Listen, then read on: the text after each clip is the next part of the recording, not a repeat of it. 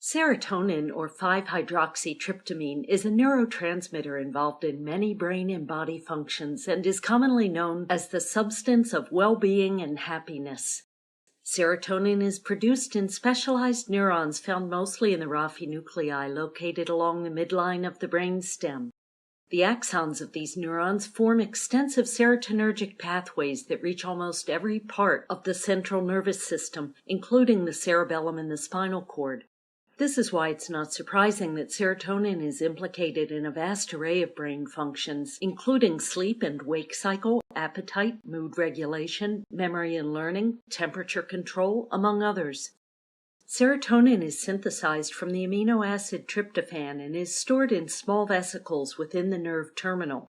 When a serotonergic neuron is stimulated, serotonin is released into the synaptic cleft, where it binds to and activates serotonin receptors on the postsynaptic neuron. Serotonin action is then terminated via removal of its molecules from the synaptic space.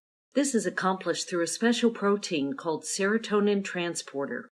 Low levels of serotonin in the brain have been associated with depressive disorders, and current treatments for depression aim to increase these levels.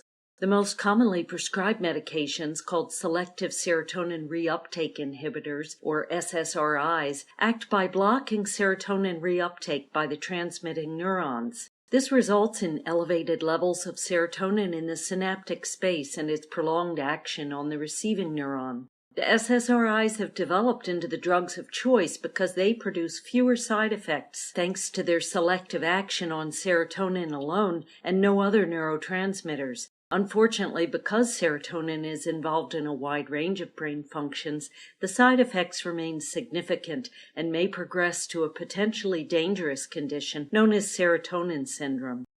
This syndrome is generally caused by a combination of 2 or more drugs used to raise the serotonin levels in the brain. If the medications are not discontinued, the condition may become fatal.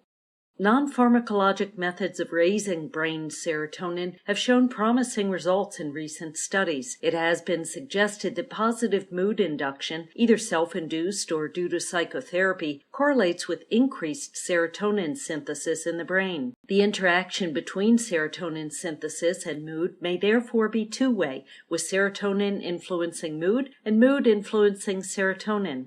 Other methods include exposure to bright light and tryptophan-rich diets. To note, however, that serotonin-rich food, such as bananas, would not work because serotonin, unlike tryptophan, cannot cross the blood-brain barrier. Finally, although it sounds like a cliché, physical exercise may be the most effective and safest way of improving mood. Several studies suggest that serotonin levels are increased with vigorous physical activity and that these elevated levels are maintained for several days after the exercise.